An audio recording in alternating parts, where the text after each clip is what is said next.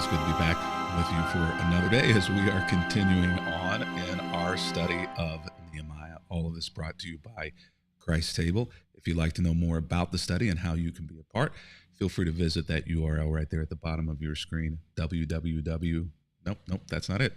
It's actually go.christtable.today/reconstruct. And if you'd like to know more about Christ Table, that's the one that's the www.christtable.today.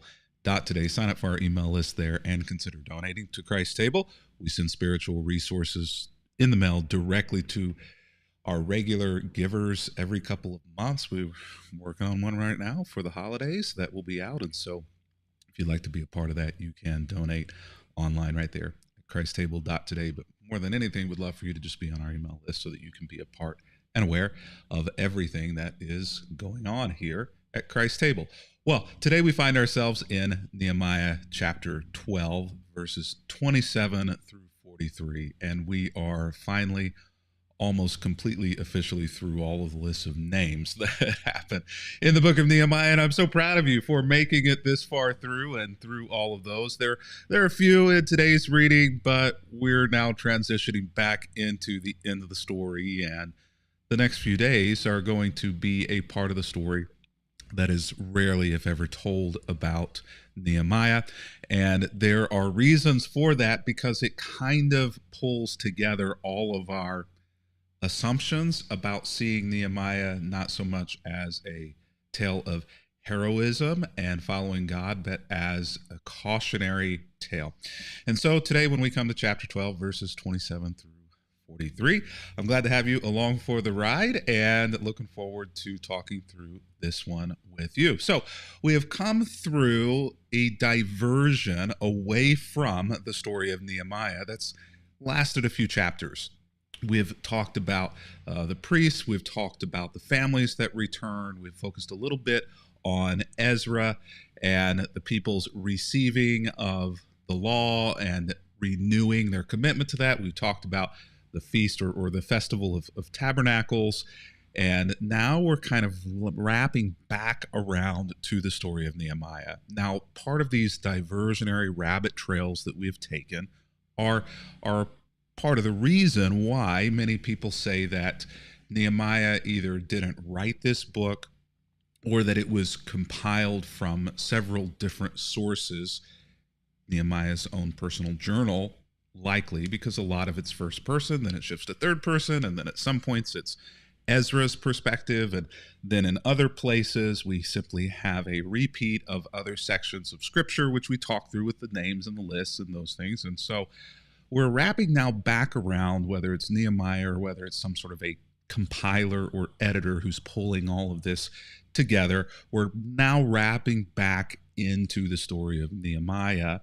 And like I said, it's going to get fascinating from here. So for the dedication of the new wall in Jerusalem, verse 27 is where we'll begin in chapter 12. The Levites throughout the land were asked to come to Jerusalem to assist in the ceremonies. And so we're actually back to the wall. Now, the wall's been finished for, it feels like about half the book of Nehemiah as we've taken other rabbit trails, but we're back to the wall.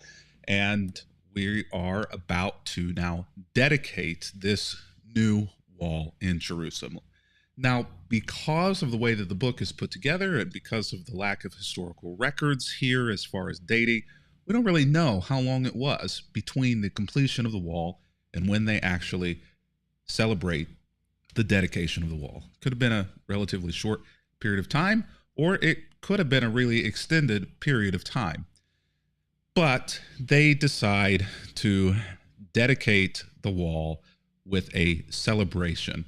And so they call in the Levites, who were all of the workers in the temple who weren't the priests, in order to come and assist in the ceremonies, which is what the Levites do. They are the right-hand individuals in assisting in celebrations, and worship is essentially an act of celebration. So they were to take part in the joyous occasion. You can almost hear the marketing here. Take part of the joyous occasion with their songs of thanksgiving and with the music of cymbals, harps, and lyres. And the singers were brought together from the region around Jerusalem and from the villages of the Netophathites, which I'm certain I just butchered.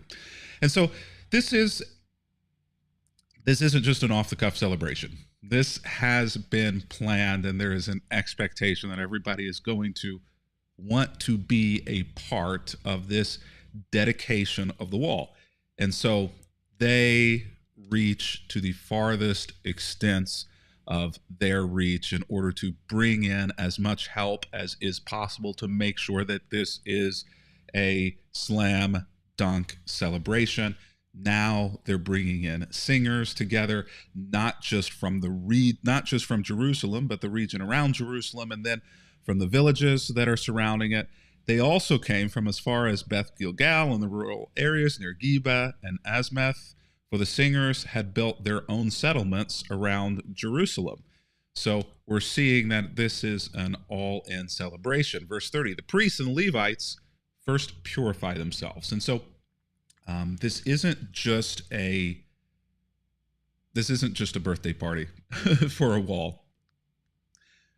This is a sacred event. Purifying themselves is a ritual or ceremonial process in order to make themselves clean and holy before God. So this isn't just a celebration with cake and pie and ice cream in the fellowship hall. This is a religious event. This is a worship service. And in those days, worship wasn't just celebration and singing, but worship was a ritual that involved sacrifice and involved penance and involved all of these other various sacred ways of doing things. And so the fact that the priests and the Levites aren't just present and aren't just leading, but are purifying themselves, lets us know that this is a connection here between this wall and its dedication and God. They are more strongly tying together this idea of the wall being a God-ordained and religiously necessary item in Israel's arsenal. So they purify themselves, they purify the people, the gates, and the wall itself. And I led the leaders of Judah, this is now Nehemiah, I led the leaders of Judah to the top of the wall and organized 2 large choirs to give thanks. And so what we're going to see now at this point is that they are going to just completely blow the socks off of this celebration. 2 large choirs to the top of the wall to give thanks. One is going to be in one direction, one is going to be in another direction, and the next few verses that come after this are going to lay out precisely who went where and how far, and just the entire rhythm and routine that they went through is going to be laid out in the coming verses. Now, it's interesting though, to the top of the wall, that's weird, right? That's dangerous, right? Well, why would they do that? To see whether or not the wall would stay up? Are they trying to give God a reason to, like in Jericho, have this wall fall? No, I think that marching on top of the wall and singing in celebration is I think it's a middle finger, for lack of a better way of putting it. I think it's a middle finger to remember Nehemiah chapter 4, verse 3, way back. Remember Tobiah the Ammonite, who was standing beside him and remarked, that stone wall would collapse if even a fox walked along the top of it.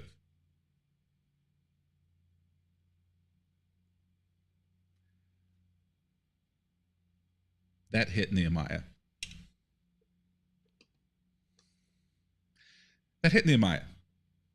it hit Nehemiah in a place that triggered Nehemiah, which kind of, again, points to our idea that this is a bit of a cautionary tale, that Nehemiah allowed a statement like this to get under his skin, and what is likely years later is still there.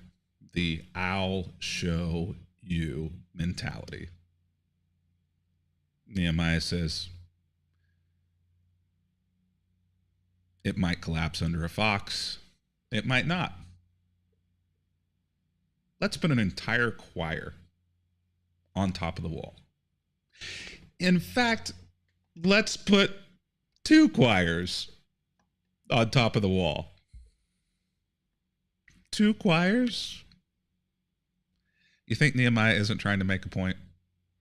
Why do you need 2 choirs unless you're trying to make a point? Why do you put 2 choirs on top of a wall unless you're trying to make a point? To which the choir people are always saying, you want us to do what? You want us to go where? You want us to stand on top of...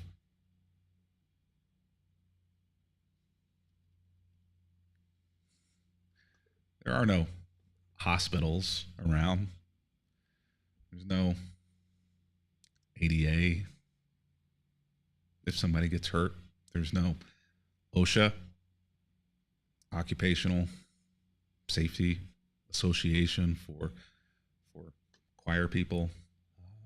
Nehemiah says, choir, climb the wall and sing. Choir climbs the wall and sings. It's always the choir people getting thrown under the bus, right? What did the choir people always do? What did the worship leaders ever do to deserve all of the things that leadership puts them through? Well, the stone wall will collapse. It doesn't. Okay. We don't have any record that anybody fell off the wall or that any portion of the wall collapsed, though. Would they have recorded that if possible, if it had happened? I don't know. Either way, it seems as though the celebration went on smashingly.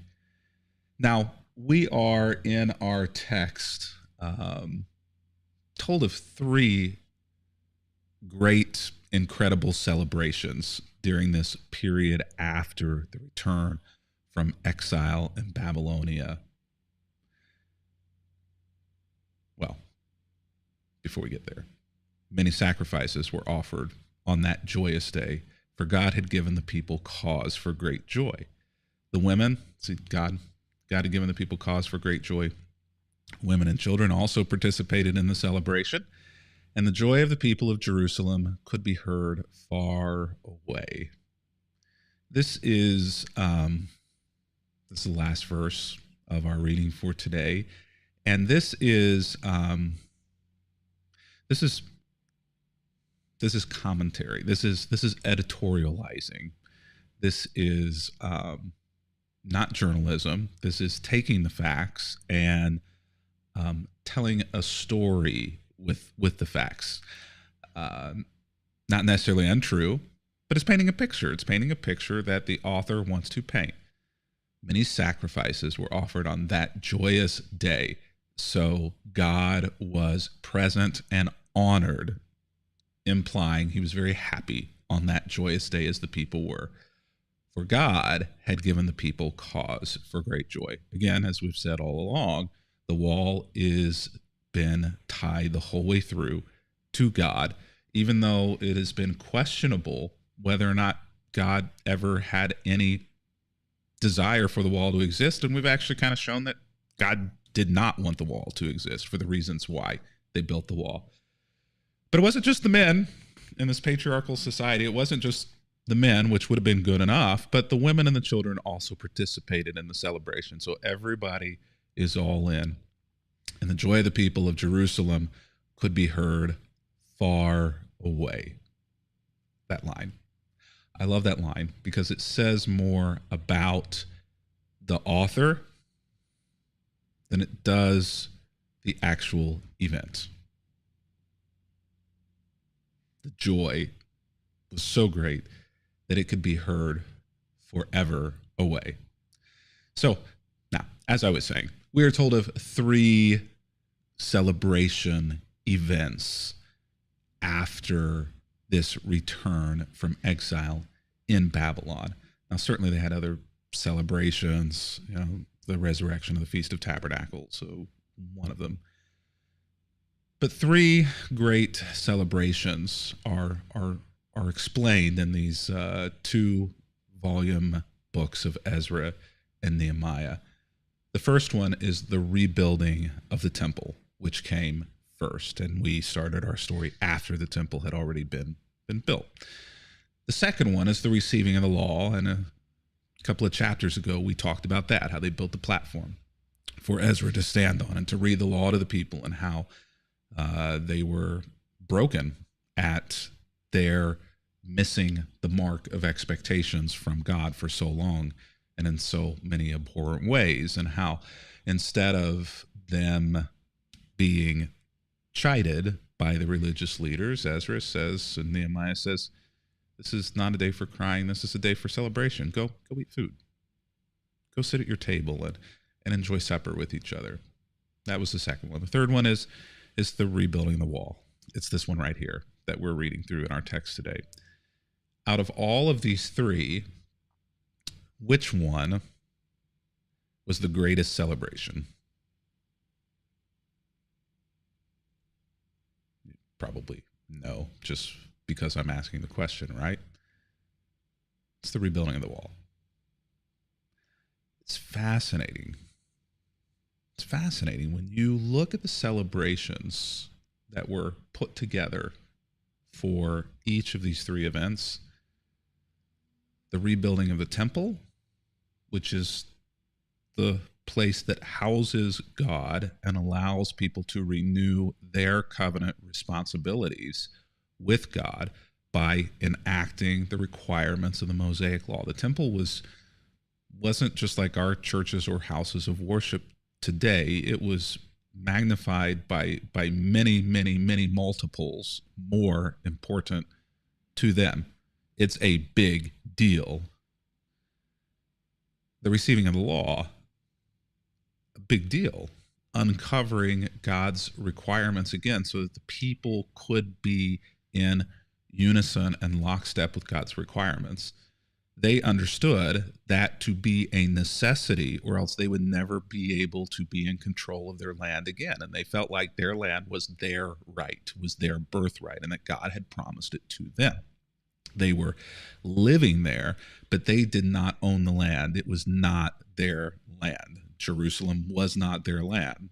The land that the temple sat on was not their land. It was Persia's land, and they were allowed to be on it, but it wasn't theirs. And they felt like they had the right to that land. And so the only way for them, understanding the law of Moses, for them to be able to have the land be theirs again without Babylonian control, without Persian control, without Roman control, which will come, is for them to follow their end of the bargain in the law.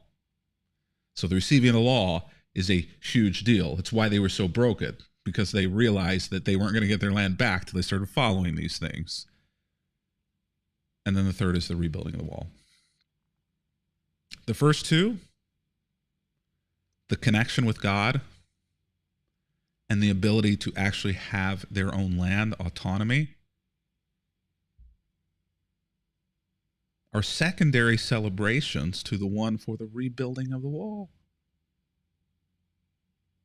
This says more than they ever intended it to say about where their priorities were. And our celebrations say a great deal about where our priorities are as well. And the extent to which we do or do not celebrate things says a great deal about our priorities and what we truly value and cherish, despite what we might say. The wall was built to keep people away from God.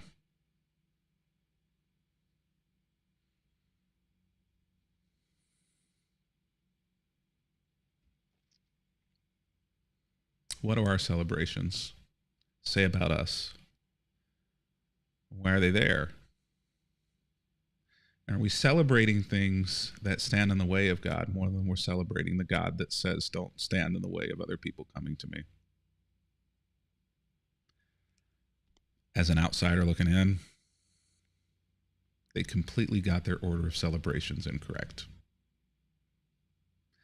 And over the next few days, the final few days of the study, we're going to see how that has a deep and disastrous impact on both Nehemiah and the people. And until that time, when we continue on,